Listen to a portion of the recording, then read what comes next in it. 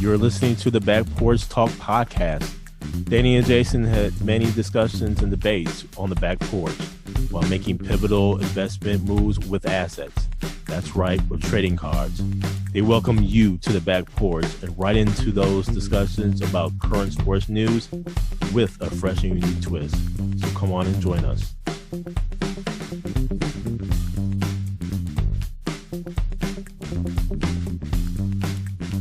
Welcome to the Back Porch Talk podcast. I'm your co-host, Jason. I'm your co-host, Danny.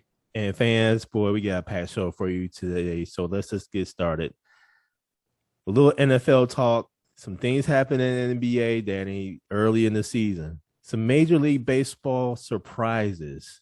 Things that really kind of makes you wonder or makes you go, And an interesting trading card scenario. But first, right to the NFL, Danny. Listen, man, this thing in Green Bay is just, man, come on. It's fascinating, frustrating, tiresome all at the same time. Aaron Rodgers, obviously, with the news of him being immunized, sitting out last week's game against the Chiefs. And then you have Jordan Love, who made his first career start. And where Jordan Love, I don't know, Danny. I don't know. I just think that Jordan Love, yeah, if he had some more reps and everything, maybe he looks a little bit better. At the same token, I'm just like, man, you've been under Aaron Rodgers for about a year and a half. Could you have looked a little bit better? Just a whole lot there. I don't know, but the Packers went ahead and lost against the Chiefs. I think the Chiefs are in trouble this year, quite frankly. And the Packers defense actually stepped up. I'll give them kudos for that. But Jordan Love, just, a subpar game from what we're used to seeing. And I think Packer fans needs to really get used to that. I don't think Aaron Rodgers is going to be here next year. I don't think Devontae Adams is going to be here next year. So this may be something that we have to get used to. What say you, Daddy? Jordan Love, you're thrown into an environment like Kansas City. It's a loud environment. You're facing the Chiefs, even though they're struggling. You're facing Mahomes. It was a great opportunity, though, because the Chiefs' defense hasn't been playing well. So for him to go in, the environment wasn't the greatest, but he was facing a weaker defense. And I think some of this has to fall on the coaching staff to prepare him for this game and shorten the field up a little bit for him, man. He had happy feet. He's a rookie in my eyes. This is the second year, but this is the first game. So, there's going to be nerves. And he hasn't been working with the first team. So timing is going to be off. So you would have thought they would have did a lot more screen passes with Dylan and Aaron Jones. And even with Devontae Adams, he did target Devontae Adams, I believe, 14 times. But I just think it was first, getting that first one out the way. And now he goes back to the bench, assuming Aaron Rodgers plays this weekend against the Seattle Seahawks. So it was good for him to get out there, get his feet wet. But, yeah, man, Packer fans, better be ready for that Jordan Love, the MVS hookup next year. Devontae Adams and Aaron Rodgers are gone. So, Listen, man, I don't know how promising that is, but it don't sound good, man. I feel like that does not sound good at all. Jordan Love, 19 for 34 for 190 yards, 1 touchdown, 1 interception, sacked one time for 11 yards. QBR of 27.4. It was until the fourth quarter. Then he started once they changed up the game plan a little bit. Then he picked it up. They actually scored, and they threw that pick in the end zone or towards the end zone. So, yeah, I don't know, man.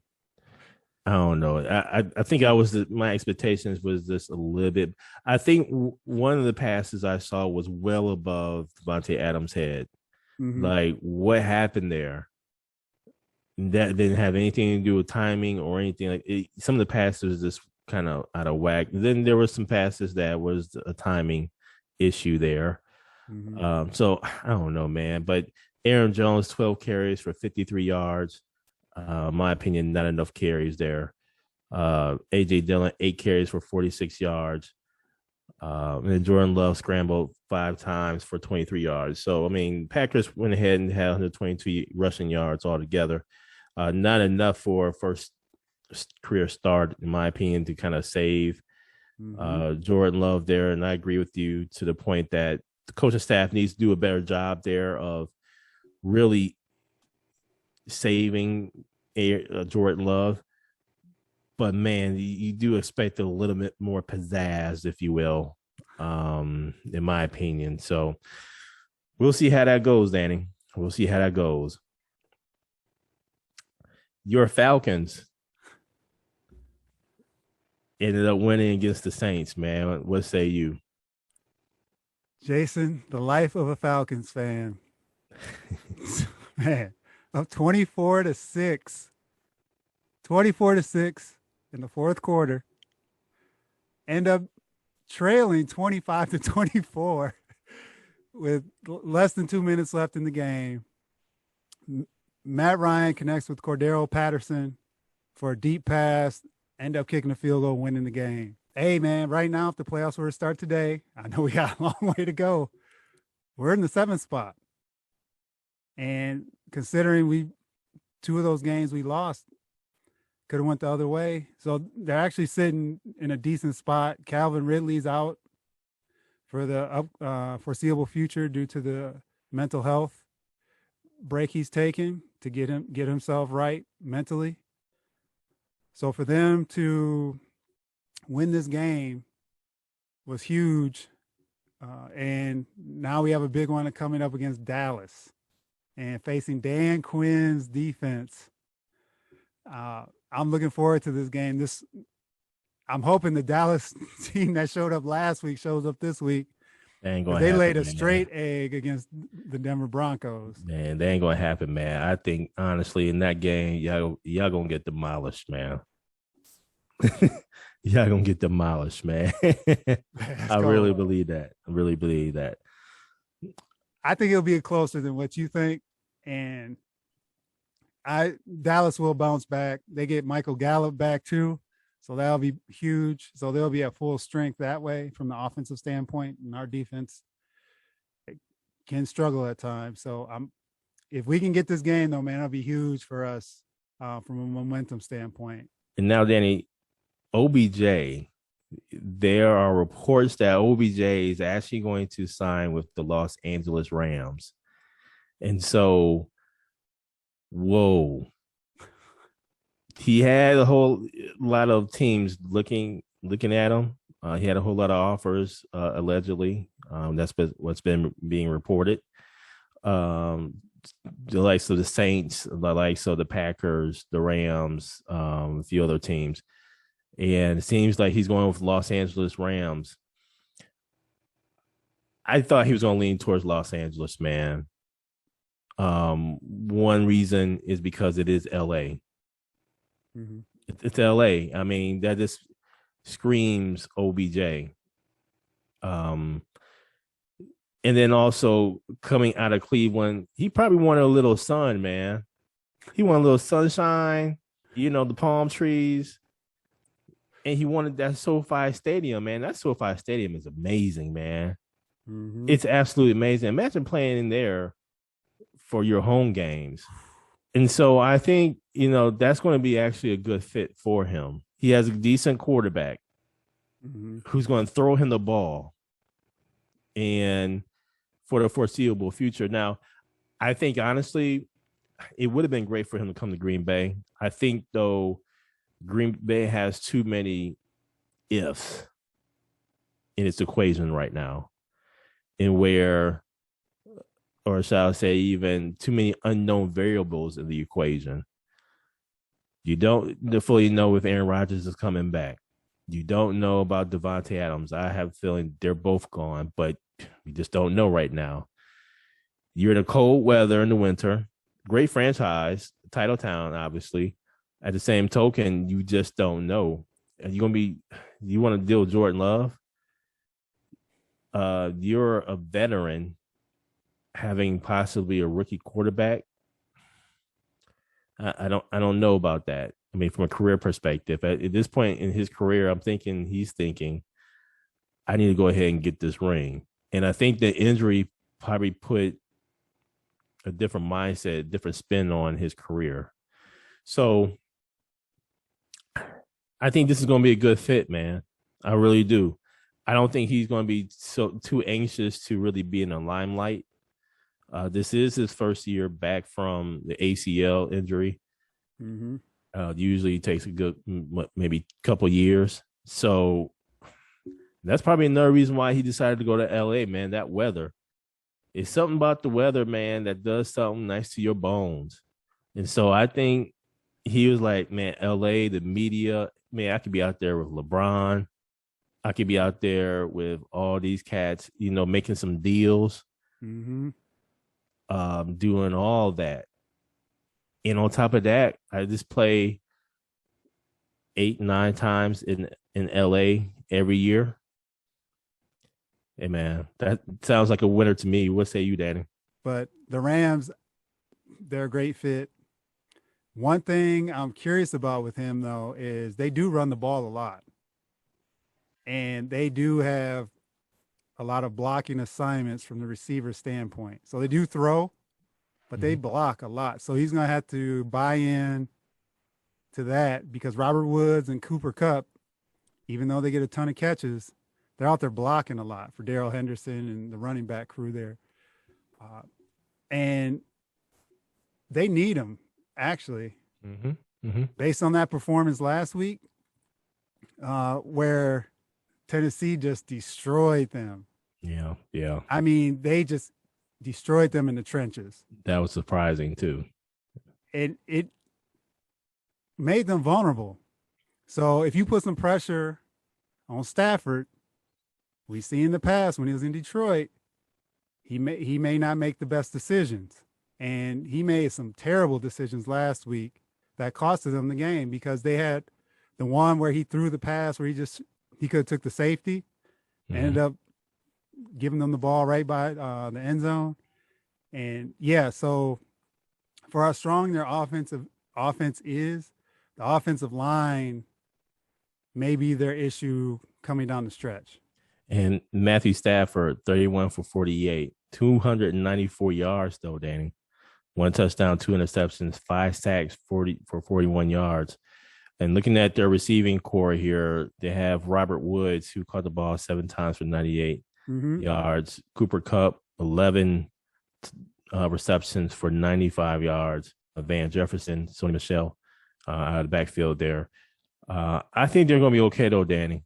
The Rams have made some great moves, man. Let's just be real. Before the move with OBJ and also Von Miller, I thought the Rams were actually still contenders, man. Mm-hmm. Now this solidifies fully for me. They are straight contenders, contenders to actually reach the Super Bowl. The only thing is they need that home court advantage or that home field advantage because them traveling to these cold city places, I don't know, but I will say I think adding Von Miller, since he did play in Denver, used to the cold and everything, I think that's going to really help them out from a pass rushing standpoint. I say watch out for the LA Rams. What say you, Danny? Jason, it's Super Bowl or bust, right, for every team. But I look at them, and if they don't win the Super Bowl, it's a failure. They pushed all the chips into the middle of the table. They're all in. I'm worried about that offensive line, how Tennessee exposed the offensive line last week. And I'm still not 100% on board with Matt Stafford. Like I said, man, it may be just I'm jaded because he was a Detroit Lion. And there's some games where if the pressure picks up, man, can he handle it? So I think so. I think to me, I think with Matt Stafford being in Detroit, I think it was the team. around him more so than anything. I mean, Matt Stafford has some great stats in Yeah. Detroit. It was just they just never had the pieces around them. Yeah. Especially when Megatron retired, it was like, man, who does Detroit really have? Uh-huh.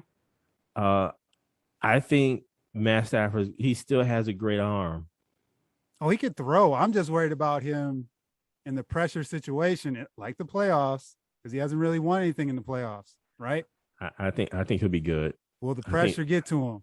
I think he'll be good. Reason being, listen, you now have OBJ, Mm-hmm. and the reason why I'm saying that is to your point about the offensive line.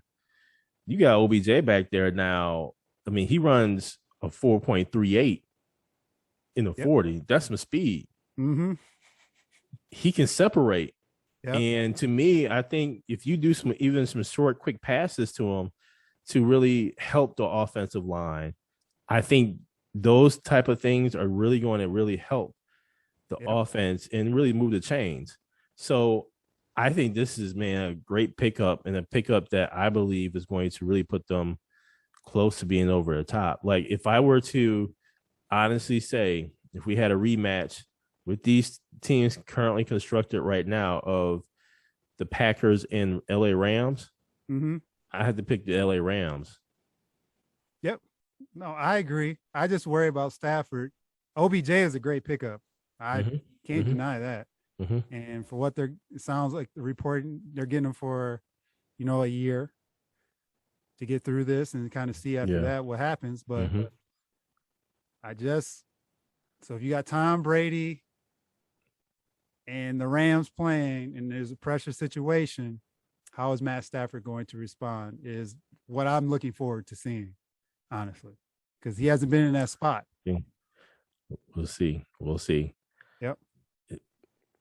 Now to NBA, Danny. Start of the season, it's been a whole lot happening. Most recently, boy, one of the Morris twins just went ahead and straight rib punched or gave Jokic of Denver a rib shot. Yep. And Jokic was like, man, you're not getting away with this. Went ahead and just pushed him while Morris twins back was turned. Listen, man, I think he deserved it. Morris twin deserved that. I think Jokic was right. Mm-hmm. And I think it's really putting the message out there to the rest of the league, like, hey, look here, man. I know y'all have said in the past that foreign players are relatively weak or whatever the case may be. Man, forget that. And I think Jokic is setting a tone, especially as last year's MVP. So that was interesting to see. But I would say this, Danny. I think the season has been quite interesting. The Milwaukee Bucks, I think, we're injured right now. You have Middleton, who's out due to the COVID protocols. You have Drew Holiday still recovering from this heel injury. He's out there playing. I don't think he's really starting, but he's out there playing, providing some great minutes. I would have to say this, man. When this pickup happened, when the Bucks picked Grayson Allen up earlier in the season or in the off season, I was like, okay, I get it, but man, I am just not a Grayson Allen fan purely because, man, he's dirty as hell, man. It's gonna come out eventually, but man, he's been straight fire, man. Yes, he has. He's been straight fire from the three. Are you kidding me? Yep. And I have to say this, DiVincenzo, you better get well quick because it seemed like you're gonna be coming off the bench. Mm-hmm. And really, I can see him being a trade piece, quite honestly. Because it seems like, unfortunately, DiVincenzo gets injured quite frequently. So, man, Grayson Allen has been straight balling, man. This has been a great addition to the Milwaukee Bucks. He obviously is gaining confidence, and I think once Milton gets back, it's going to be really interesting to see how this really plays out. It really is. Hopefully, Brooke can get back here soon. Right now, the Bucks are just kind of weathering the storm, if you will. But they're going to have to start playing some ball and start winning some games. They just beat the New York Knicks last evening, 112-100. And the evening before, off of back-to-back, they went ahead and beat the Philadelphia 76ers. So, but they're going to have to start winning some of these games. The Eastern Conference is wicked. And you can't really. So the Eastern Conference is, like I said, man, is wicked. I mean, the Bulls are looking actually pretty good, man. I came in front. Brooklyn is Brooklyn. We knew they was going to be there. And I told you all this from the jump. The Philadelphia 76ers are looking better without Ben Simmons. Miami is Miami. Surprisingly, Cleveland is in the mix. But that's not going to last long. We know how that rolls. And the Washington Wizards, they got a nice squad. Yes. They have a nice squad, man. I just think that there's going to be some movement here, some shifting and everything. But the Bucks going to have to really start, making up some ground here, just so that way they don't have to be really pressing come after the All-Star break. But Danny, I would say one of the surprising things in the NBA is the calls or the lack thereof, which has been absolutely phenomenal in my opinion. The game flows better. It's about basketball. It's not about no showmanship. It's about a little bit more hardcore basketball. It's making it a little bit more physical, especially to some of these players on the wings. So that's one of the things that I am happy to see. The NBA finally made the right call, and as a result, you have some people struggling. You have James Harden struggling. You have Trae Young struggling. You have Dame Dollar struggling. And Dame Dollar going to end up getting out of Portland, man. He does not look happy in Portland, man, at all. I think he's going to be gone, man. I think he's going to be gone. What say you? Yeah, so on the Bucks situation, I agree, Jason. They have a lot of injuries, weathering the storm because their defensive presence isn't there. Without Brooke, that hurts them a lot. Obviously, without Drew and Middleton as well. So they'll pick up once they're healthy there. Their shooting has been not great.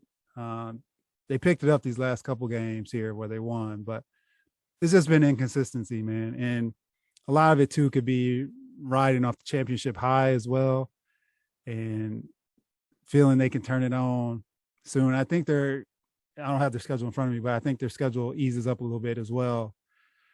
To finish up November. So that'll help them as well to get to a point, but you don't want to fall too far behind in the standings. So they're at 500 and that's fine. And a lot of these other teams are trying to find their footing as well.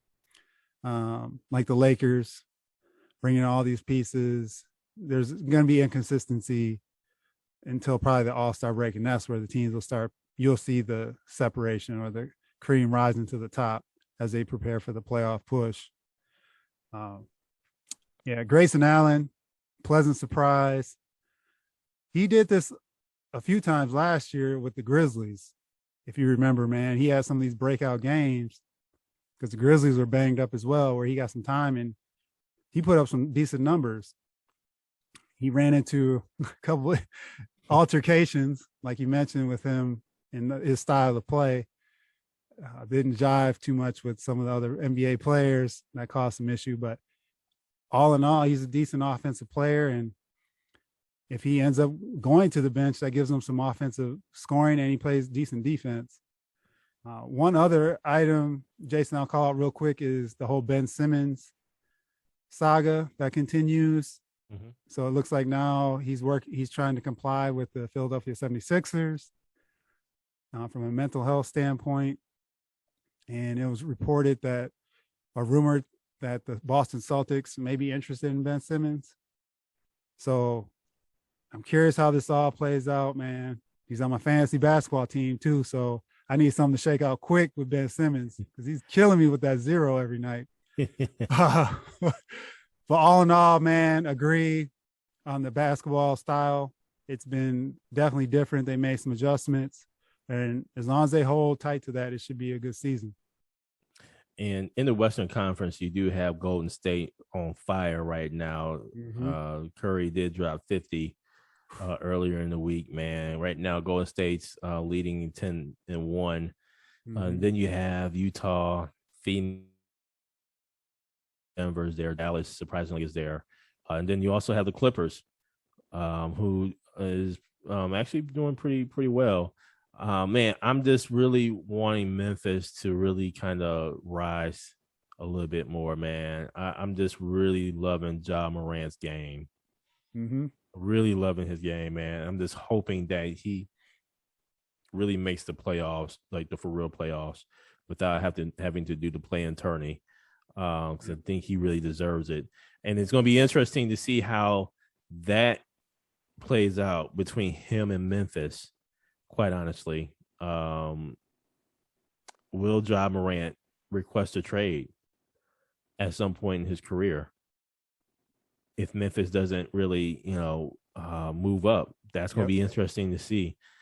So it's just a whole lot of stuff, man. Even in the Western Conference, man, the NBA has just been great, man. And to your point, Danny, about the Milwaukee Bucks schedule, you have the Boston Celtics coming up on Friday, and then after that, you have the Hawks at Atlanta. Then you have the Lake Show coming into Milwaukee. Mm-hmm. That's going to be interesting right there. And then you have the Thunder, Orlando on back-to-back games, the Pistons. So they'll start rising a little bit here. Like you said, the schedule is going to ease up a little bit. They're going to start kind of getting into that routine, start getting into that groove and everything. And then once December hits, the big game obviously is going to be Christmas Day, where they play Boston in Milwaukee. And that's going to be interesting in itself. So, man, I think the Bucks are going to be fine. They're just going to have to really start, getting these W's. And now, Danny, to a topic that I haven't really heard out there that hasn't been really discussed, man. And it's just amazing to me that it hasn't been. But for the first time in Major League Baseball history, there's 5 players on the same team that actually received the Golden Glove. And that would be the St. Louis Cardinals. And I just thought that this was very interesting in that we've never seen it in baseball history, man. Mm-hmm. And not only that, but at the same token, Danny, come on, man. You mean to tell me 5 of them deserve it on the same team? I mean, this is the same St. Louis Cardinals that was 5 games behind the Milwaukee Brewers in the division. Mm-hmm. Now, granted, yes, they had a great run, a great streak, and everything to get them back into contention. But, man, that was only a period of time. We talking about Major League Baseball that has so many games, man, throughout months. And people are talking about the St. Louis Cardinals in that streak for over, what was it, man? It had been like a month and a half, 2 months. And people just forgotten about the rest of the season. I mean, come on, man. Let's just be real, man. I just, man, for 5 Cardinals, 5 people in the same team to get the Golden Glove is mind-boggling to me. Some of y'all may disagree with me on this. I mean, especially St. Louis Cardinal fans, but you know what? I don't care. But I guess congratulations are in order for third baseman Nolan Arenado, excuse me. first baseman Paul Goldschmidt, left fielder Tyler O'Neill, center fielder Harrison Bader, and second baseman Tommy Edman for racking up the Golden Gloves for the St. Louis Cardinals, man. I don't know, Danny.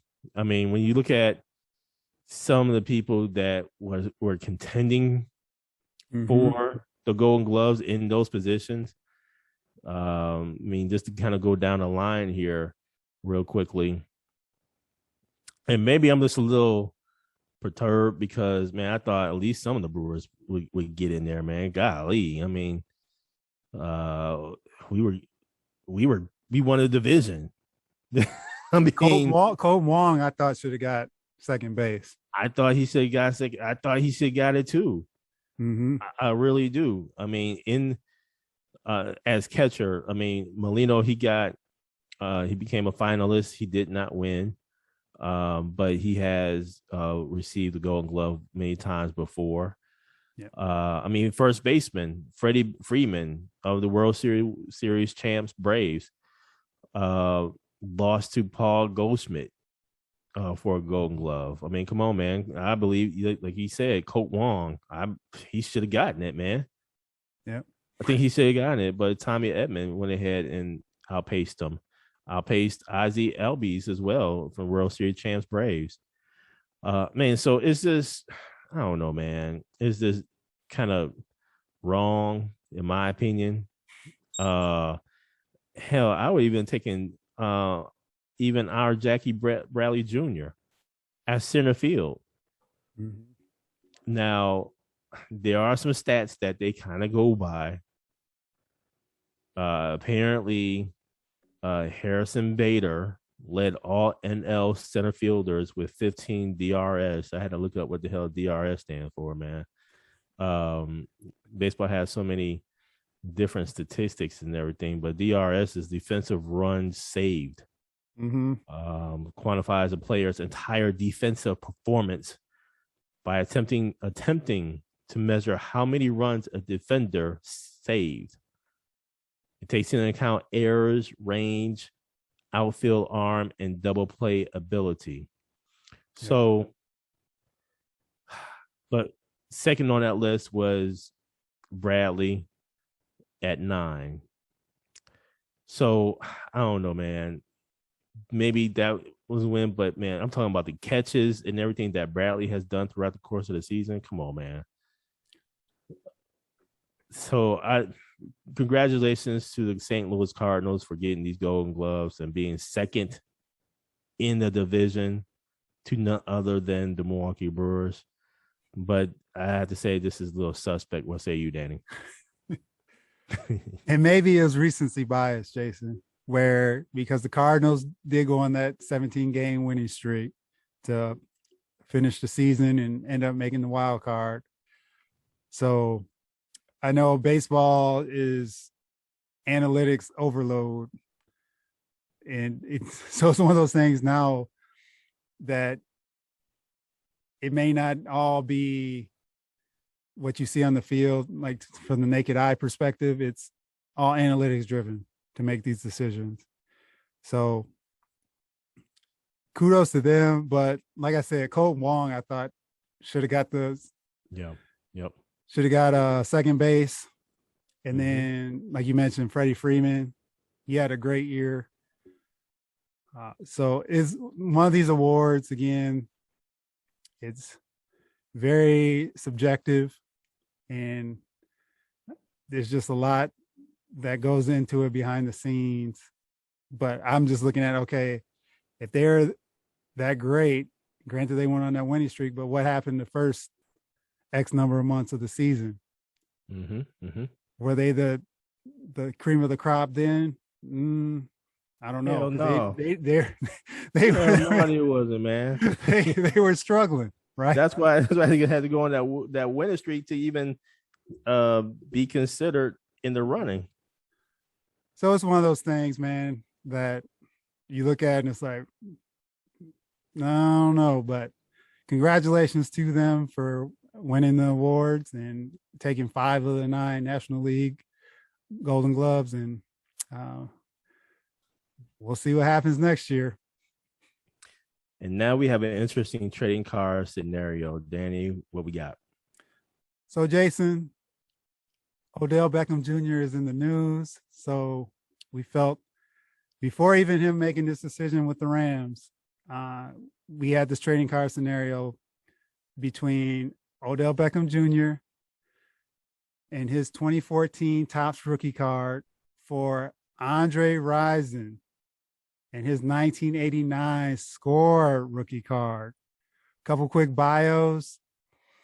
Odell Beckham Jr. was the 12th overall pick by the New York Giants out of LSU in 2014, three-time Pro Bowler, 2014 Offensive Rookie of the Year, and career stats to date, 504 receptions, 7,000 yards, and 51 touchdowns. Andre Bad Moon Rison was the 22nd pick by the Indianapolis Colts back in 1989 out of Michigan State. Five-time Pro Bowler, one-time All-Pro, one Super Bowl, 743 receptions, 10,000 yards, 84 touchdowns, and played 11 years. So, Jason, whose card do you want in your portfolio? This was a harder decision than I thought it would be, man. It really was, Danny. It really was, Danny. I mean, we're talking about Andre Rison, who came out of Michigan State, who, man, like you said, five-time Pro Bowler, one-time All-Pro, and a Super Bowl champion. There's so much to unpack here of Andre Rison, first of all, man. And then OBJ, I put it like this. Both of them are like cultural phenomenons. Let's start with Andre Rison. Andre Rison, man, come on. The league and thing, nobody really knew about Andre Rison. Let's be real, man. Mm-hmm. But when he got to Atlanta and he balled out his first year in Atlanta, mm-hmm. I mean, he was selected to the Pro Bowl and was an All-Pro. His first year in Atlanta, he had 1,208 yards. That first year in Atlanta, I mean, 82 receptions. I mean, he was balling out of his mind, man. And then 91, he selected to the Pro Bowl again. A little bit less than 1,000 yards, really close there. But nonetheless, man, he was still balling, man. And who could ever forget with Andre Rison and the Atlanta Falcons, all I remember is seeing all the stars on the sidelines. You got to remember, Danny, Too Legit to Quit came out in what year? That thing came out in 91, man. That thing was released in September of 91. Y'all saw a hammer on the sidelines, man. Atlanta, man. Come on, man. Who could forget that? And then who could forget Andre Rison's house being burnt down? Rest in peace, Lisa Left Eye Lopez. Mm-hmm. But at the same token, man, I mean, Andre Rison was that receiver in the news, man. The Falcons was that team in the news. And they were just fun to be around with, man. It seemed like, I mean, you had Deion Sanders, man. The Atlanta Falcons had a squad, man. Yeah. And, man, Andre Rison had a great career. And who could forget his touchdown with the Green Bay Packers in the Super Bowl to help propel them to win the Super Bowl? Not a lot of people are remembering that. And he has a ring. He has some jewelry, man. That speaks volumes to me. Yep. And so, man, this was a very difficult decision. But let's go to OBJ. We talking about same OBJ who came from LSU with a lot of pizzazz, a lot of fire. The catches, the one-hand catches in New York. And he just hasn't had a good quarterback, man, to throw him the ball. When you think about, in my opinion, OBJ, you have to think about, despite his quarterbacks, Okay. Despite his quarterbacks, man, he has had, and I didn't realize he was in the league this long, first of all. I mean, the years just fly by, first of all, right? I Mm-hmm. mean, but his rookie year, 1,305 yards. Second year, 1,450. Third year, 1,367. Got injured the following year, but he comes back 1,052 yards, 1,035 yards, 1,035 yards in Cleveland. And then after that, he obviously got injured with the ACL. And then it just went downhill from there. This was a difficult decision, man. And OBJ, man, all these antics on the sidelines and carrying on with the kicker's net and everything. I mean, come on, man. Cultural phenomenon. I think a story to tell. Mm-hmm. This was a very difficult decision. I'm still trying to make it here, Danny. And you're talking about just the rookie card, but I have to get the rookie card and I have to be able to tell a story.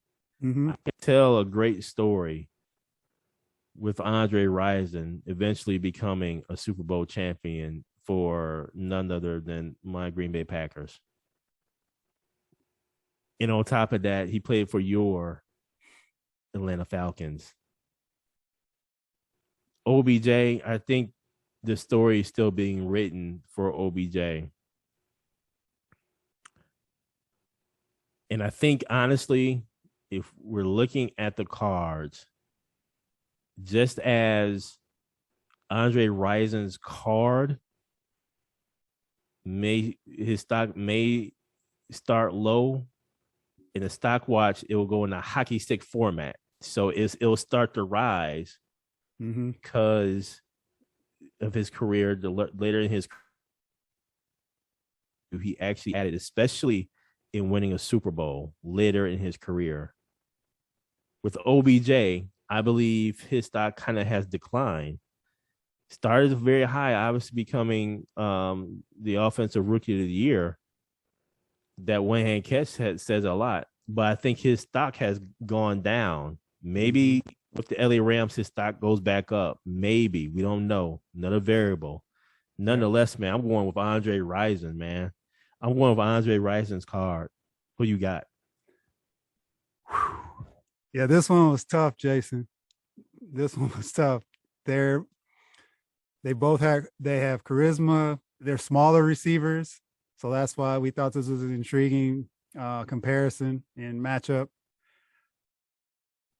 A bad moon, man. Great memories.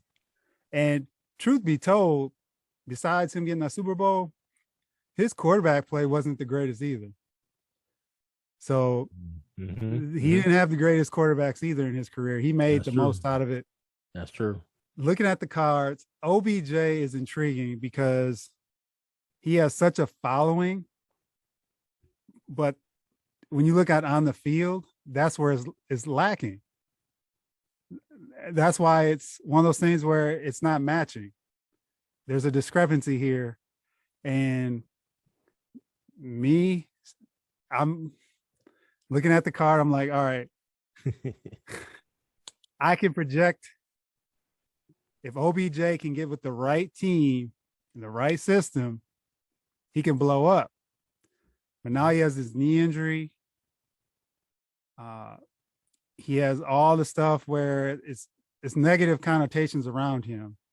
And I'm hoping that he can fix that when he's in LA, because he is such a great talent, but he hasn't really done anything in his career, so to speak, where he's won key games. He had the issue when they went to Green Bay. They're down in Miami kicking it before the playoff game, and then went out there and got beat. So, but he was younger then, right? Judgment and, you make decisions. I know I'm getting long-winded with this, but this is tough for me too. You're good. And I'm looking at Bad Moon Rison's card. If you remember, it was with the Colts, and he got traded for Jeff George ultimately. when Jeff George went to Indianapolis. And that's when Atlanta sent those picks to get Rison. So I want to say, from a card perspective, I'm going to take OBJ's card. From a receiver perspective, from a player perspective, I want Rison on my team. But I think OBJ's card has more value. And he's in an era right now with social media and all this other stuff that'll drive his value if he can get a couple of years consecutive where he can get his footing. Andre Rison, I prefer to have him as the receiver on my team. From a card perspective, I'm going to take OBJ's card just due to the fact of consistency. Odell isn't there yet. We need to see some consistency from Odell on the field. See, that's the only thing. That's the only thing, man. To me, it's like it's too many ifs. It's too many variables with OBJ right now for me. Yep. At least with Andre, yeah, he was a firecracker, but you know what? When the lights shine the brightest, he had that pass in the NFL. He caught that pass, but he got a touchdown, man. Yep. And all.